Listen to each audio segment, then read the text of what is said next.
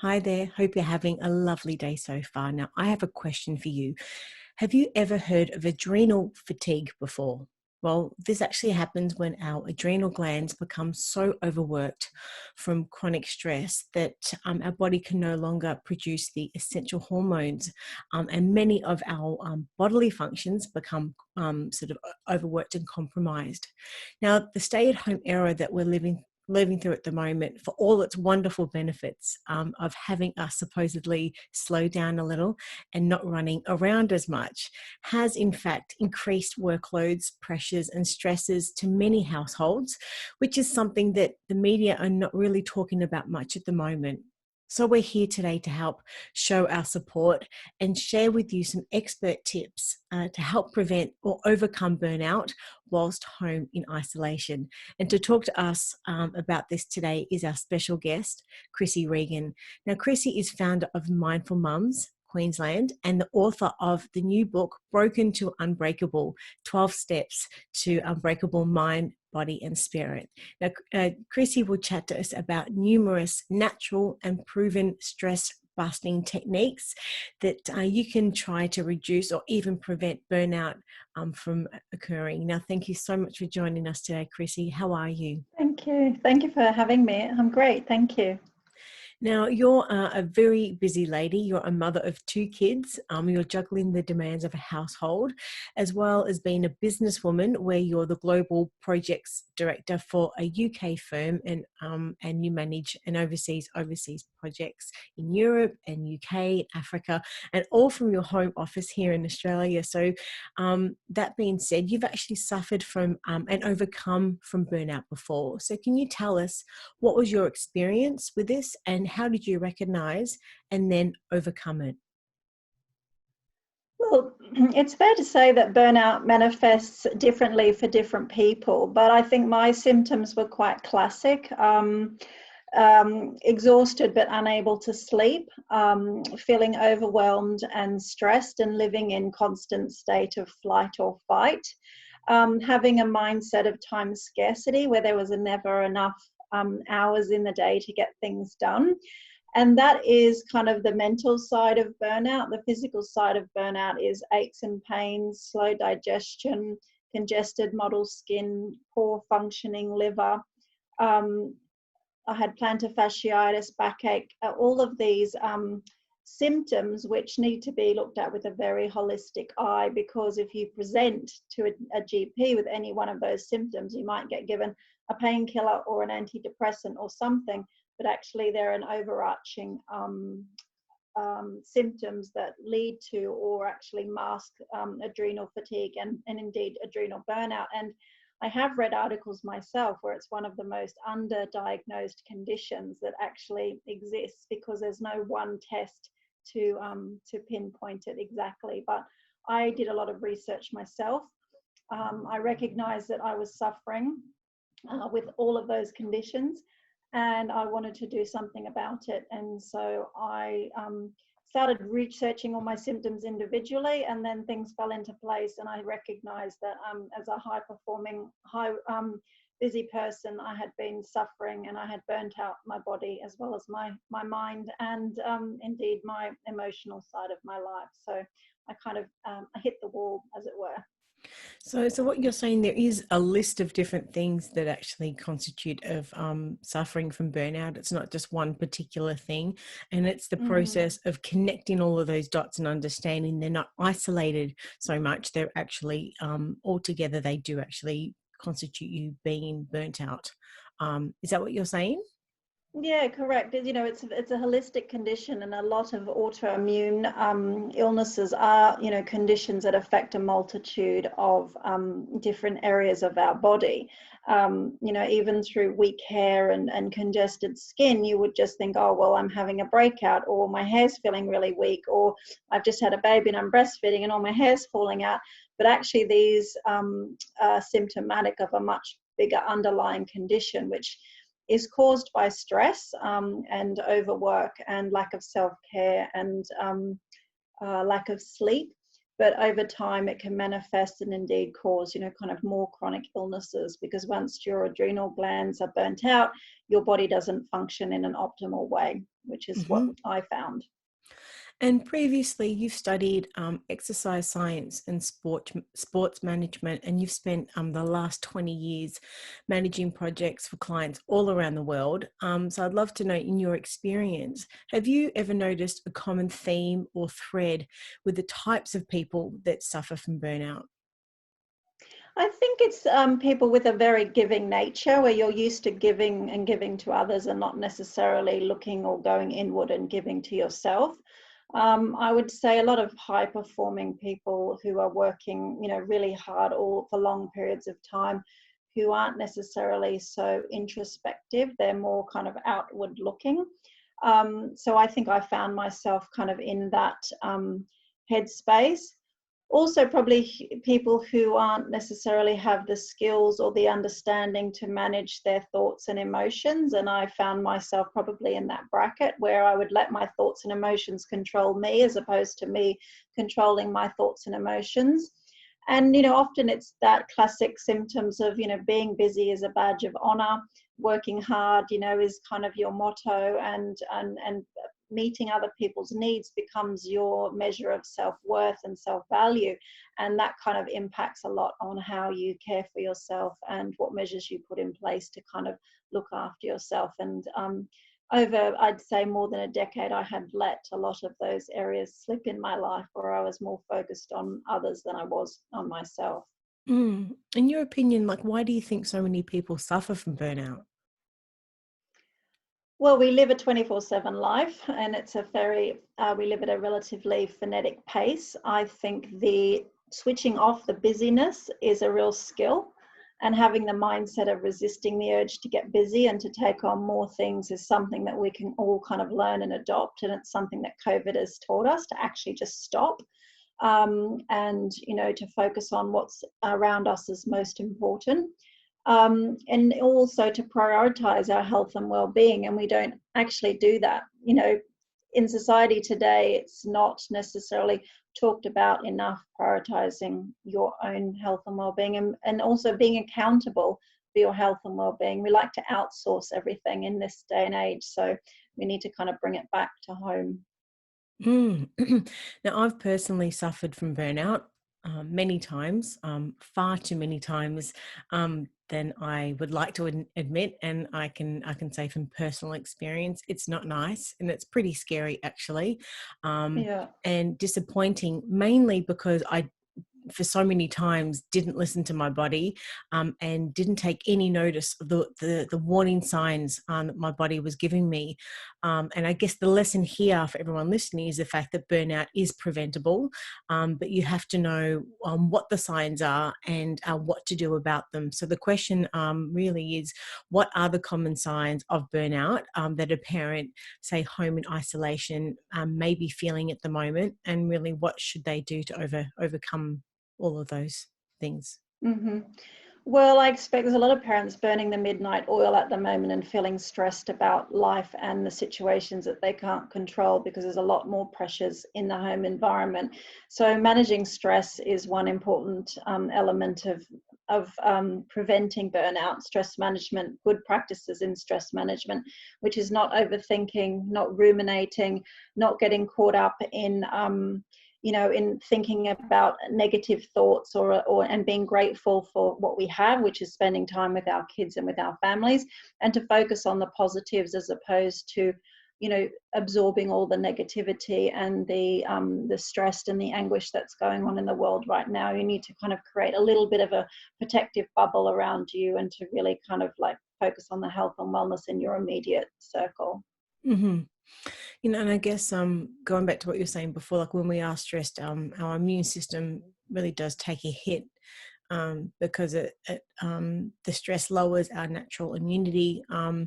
So in saying that, given the time of year, with winter just around the corner, I guess a lot of parents who are experiencing or approaching burnout at the moment, juggling all of those different things at the moment with homeschooling and, all of the things around the household, maybe, multiple children, a multi-generational household, that they actually have their parents and grandparents in the house, all different things, and the stresses potentially even with job losses and all kinds of things at the moment. There's a whole multitude of stresses that we are living through at the moment. So burnout also doesn't necessarily mean that it's just because if you're not working, there's different things happening around the household, let's face it, at the moment. So in saying that, with people experiencing or approaching burnout and approaching winter, they may end up getting sick, I guess, at the worst possible time with colds and flus. And of course, God forbid, any potential exposure to COVID-19. And I know myself, and everyone knows that when you are more run down, and then when you do get a cold, flu, or some other bug, that it takes so much more effort, and it's harder to actually have your body recuperate and get back to a place of being in optimum health. So for many parents, we know also that they don't have the time to be sick, and they just keep dragging themselves sort of through the situation, and those times when they should be in bed and resting, that they drag themselves out of bed. But if we continue to push through life in this perpetual fight or flight type of scenario, our body's eventually going to crash and burn, I guess. So what are your thoughts on all of that, I guess? So since before COVID really kicked off, my philosophy has been to focus on building your immunity. So to build your immunity, you can prioritize sleep, try to minimize stress, and to improve the quality of the food that you're using to nourish your body, but also to exercise, because through exercising we are stressing our bodies and creating new cells. So when we create new cells, we build new immunity and resistance. So those are kind of simple things. Not only are they good for self-care, but they're also very good for building immunity. And having those conversations with your family around the dinner time and a dinner table, or at the start of each week, and I developed this, what I like to call my little wellness mindset checklist, because if you have a wellness mindset as you're going into the week or even going into the day, you can kind of mentally check yourself. Is this within the best interests of my health and well-being? Have I prioritized my sleep today? Have I prioritized nourishing my body? Am I getting rest and exercise? And am I kind of looking out for myself? And when you start to kind of show up for yourself in an accountable way on a daily basis, that in itself builds your immune system. And even the simple act of being grateful builds your immune system. So, saying some gratitude prayers at night, or even saying grace at the table with your family, or sitting down at the end of the day and making a note of what you're thankful for, will indeed also build your immune system. So it's not just things on a physical level or a nutritional level, it's also on a mental and a spiritual level that we can raise our immune system. I love that, a wellness mindset. And I think that we are so, as you said earlier on about the badge of honor and accepting of life being busy all the time, that we actually put everything else before, our wellness and that I guess aspect of actually putting ourselves first. It's always, our jobs, our the money, the stress, and everything else that supports it. But at the end of the day, what we think about, we bring about, and that can be good and bad. But I think that's a very important message that you're giving us, that we actually need to be able to have a strong focus on that being, I guess, our number one priority for our family and for ourselves. That if we aren't sort of strong in our mind, body and spirit, what do we have at the end of the day? So I think having a wellness mindset is a very, very powerful message. So thank you for sharing that with us. And that's something that I'm definitely going to be taking away and implementing into my life following this chat today. Now, we published your article, and the title is Self-Care Tips to Prevent Burnout. Perfect for what we're talking about today. So for someone who hasn't read the article before, can you please give us an overview of what it's about and just tell us what inspired you to write it? Well, I have worked from home for a long period of time whilst raising small kids. So it's not unusual for me to kind of manage the conflicting demands of home and small kids. And in the meantime, I developed and suffered quite severely from burnout. So I really wanted to share the learnings that I had with your readers and with the people who follow Kiddopedia, to help kind of share some very basic tips and insights into how to think of reframe the situation, look at things from another angle, develop some simple rituals and practices that you can build into your day, which will enable you to kind of let's say counterbalance some of that stress and anxiety and overwhelm that would be, coming through.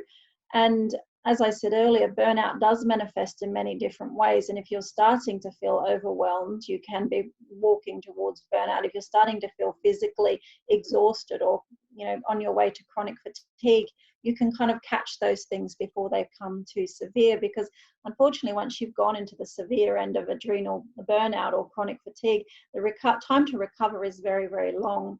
And not only that, you have damaged your body for a relatively long period of time, thereby increasing your risk of getting other chronic illnesses and such as cancer, etc. So, I'm passionate about that message, is to prioritize your health and well-being above all else, to enable you to live a healthier, longer, happier life, for not just for yourself, but for your children as well. Now, so the things that you've spoken about before about your experience, is that what inspired you to write your book, Broken to Unbreakable? Yes, I'd love to know. So I did hit the wall massively, and I wrote down my 12 steps to an unbreakable mind, body and spirit, and I followed those 12 steps, and I've transformed my own health.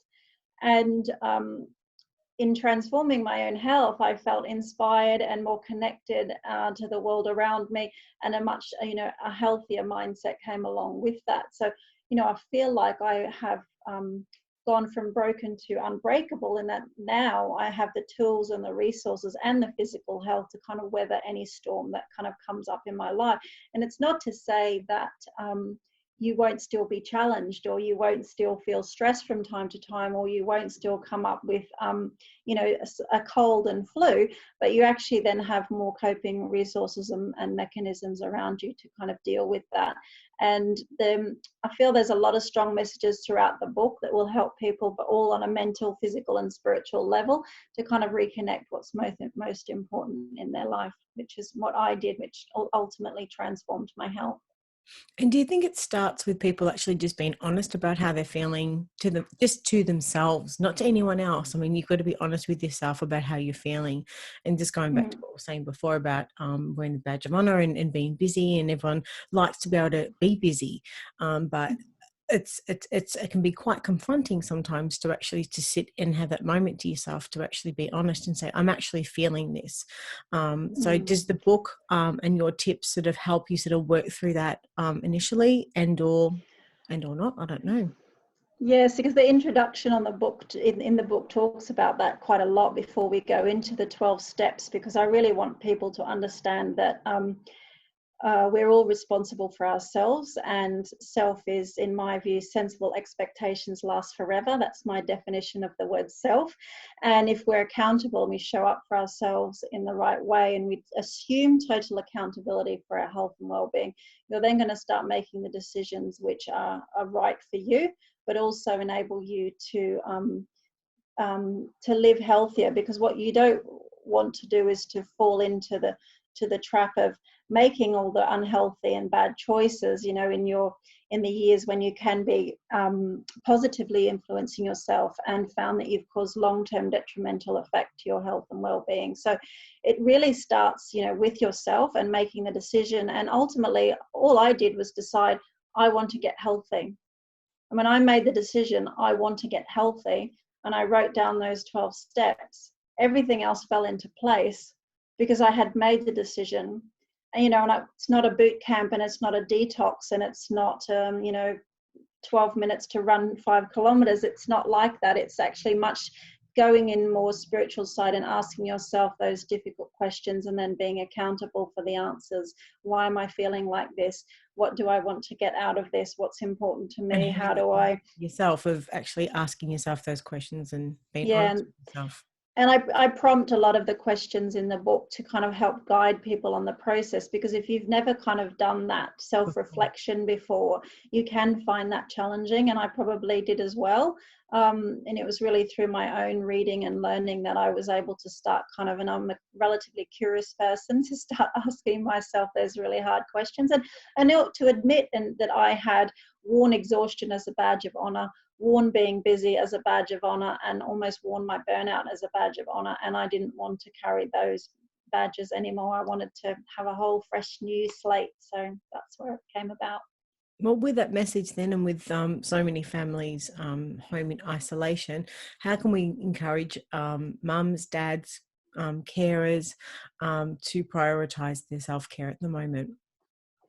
It is a really good question, and I like to think that everybody's self-care routine is slightly different based on their circumstances, and often I think self-care is a broad term that fundamentally people may not know how to execute on a very practical level. So it's about looking at what are the things that cause you to feel exhausted and those that cause you to feel fulfilled. And I mentioned about the concept of sustainers and drainers. So looking at what sustains you, physically, emotionally, mentally, looking at what drains you physically, emotionally, and mentally. And for some people, hanging out the washing is quite draining, whereas for other people, watering the lawn is quite sustaining. So it's really about looking at, little things like that you're having to deal with in the home at the moment. And I just draw a simple table with the two columns, sustainers on one side, drainers on the other. And I write down what sustains me, and on the other side, I write down what drains me. Now, often what happens is when we get very busy and very stressed is our sustainers quickly get dropped. And we're then just left with our drainers, and that's kind of really, really common. So, even simple things like I developed this little list, which is called 10 tips for self-care in 10 minutes. Yep. Because it's not difficult to do self-care in 10-minute intervals. And if you had 10 lots of 10 minutes throughout the day accumulatively, you would end up with 100 minutes of self-care a day, which is an amazing thing to aspire to. Yep. But to do it really simply, you can go, well, herbal tea o'clock, that's 10 minutes. Fruit o'clock, of having a fruit snack. Nature o'clock, sitting or walking outside. Inspire o'clock, sharing your favorite quote, song, or poem. So you can see where I'm going with this, stretching and being calm and just having, these 10-minute intervals punctuated throughout your day, so that by the end of the day, you have given yourself, moments of self-care, and you're not saving it all up for the end of the week or the end of the night when the kids are in bed. You kind of need to recognize and punctuate and notice throughout the day how you're feeling and checking in with yourself.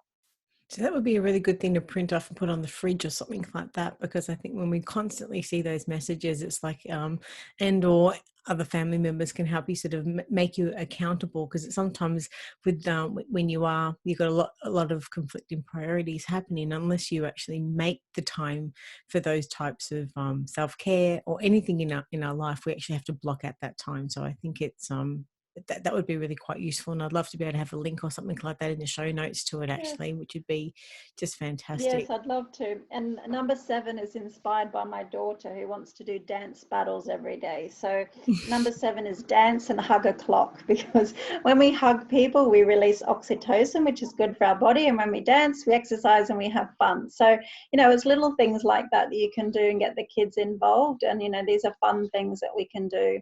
I was homeschooled for 6 years of my life, from year 1 to year 6, by 2 busy working parents. And, I learned all life skills, how to milk cows and how to bake and how to, sew and how to do all these things, which are kind of, lost in a lot of generations today. And I think it's really important at the moment to kind of go back to that more basic holistic way of living and looking at, okay, well, what are we doing on a daily basis that, is something that we can pass on to our kids, or something that we can reflect on and share that was special to us as we were growing up. And I've certainly been trying to do that with my girls whilst we've been home, and making up games that I love to play, hide and seek in the house when I was a kid. So we've been playing a lot of hide and seek in the house, but yes, it is a good time as well.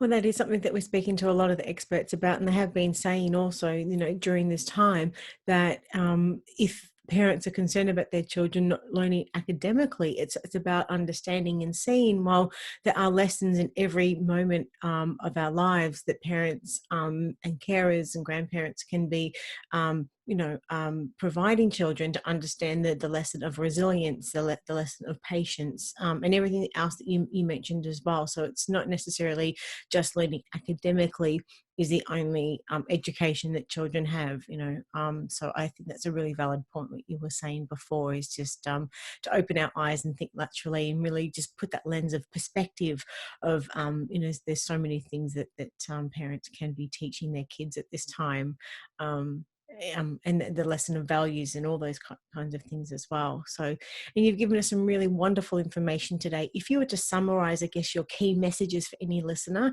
what would they be? Well, fundamentally, prioritizing our health and wellness is the most important thing in the world as far as I'm concerned. And recognizing if you're not feeling healthy or well, it's important now to kind of take some steps to rectify that while you can. We have this break in our frenetic pace in order to kind of do a little bit of internal reflection, as well as maybe do emotional deep dive and look at really where you are in your life. To develop a wellness mindset if you don't already have one, and to think, how am I going to nourish my body? How am I going to take care of myself? How am I going to build my immune system? What support structure do I need for my day-to-day as well as in my life generally? These are all wellness questions and a wellness mindset that we can start to adopt. To recognize if you are suffering from burnout and to take some steps to rectify that now and for the long term, and to understand really the impact that stress has on you on a physical level, but also on a mental and emotional level, because the World Health Organization says that stress is the epidemic of the 21st century, and 9.6 million people around the world die of cancer each year, much of it related to stress. Now, that's a much higher annual death toll than we'll probably end up with from COVID, but the statistics are staggering if you think about that. So, really prioritizing our health and our well-being and minimizing stress and the impacts of stress will really help us kind of come out on the other side of this feeling a lot better about, where we are at this time. And I guess for anyone listening, I guess having a moment of just of thinking to yourself, what have been the key takeaways for you? What are you going to do to adapt a wellness mindset for you and your family? And where can you start? I always think that the best thing is to have a moment where you can take some time, make yourself a cup of tea, a hot chocolate, coffee, whatever it is that you drink, get out a pen and paper. And I think starting with what you mentioned before, which is making a list and writing, having that line in between the middle of the paper and making a list of the things that give you energy and the things that take energy from you, and having that moment of being really quite honest with yourself, and then working out that if you are constantly putting energy out, at some point you are going to be drained, and naturally that you are going to be burnt out. So what is it that actually gives you energy, and how can you ensure that you are sort of doing like for like and one for one to ensure that you are balanced and that you are the best version of yourself, for your family and your friends. But I think, just as you mentioned before, adapting a wellness mindset is something that so many of us don't do and don't put priority on. And it's always until it's too late, until we are sick, and then we now we've got to look after ourselves. We take it for granted that we do have our health and have the ability and the capacity to be able to do and live these crazy busy lives. And hopefully this time of home isolation is giving lots of people the opportunity to reassess their values and their beliefs and the things that really do matter to them. And this is a really, really important and great start. So grateful for the messages that you've given us today. Now, if people want to access your book, is it Yes. available to purchase, or are we still in the pre-sales, or where are we at the moment? So the audio version is winging its way around the world as we speak. So that's available to purchase via my website, which is thewellnesspoet.com. The printed version, you can order your copy. I'm doing the final layout proofs this week. So hopefully we'll have the printed copies back in the next 3 weeks. And you can pre-order that on my website, and I will send you a copy. and it will be available online and in some bookstores as well. So the audiobook is currently being uploaded to all major platforms like Audible and iTunes. It's on audiobooks.com just now, and also through my website, so thewellnesspoet.com. And I love that I wanted to push the audio book out there as quickly as possible, because it is content that people can consume whilst they're in lockdown. They don't need to physically leave their house to go and get a copy. And in 5 hours, they will hear all the content and then hopefully start to implement the suggestions, the practical elements and the hips and hints throughout the book. Okay, well, let's get all of those links in the show notes so as many people as possible can have access to it. So grateful for your time, and really can't wait to chat with you again. Thanks, Krissy. Take care. Thank you so much. Bye. Bye.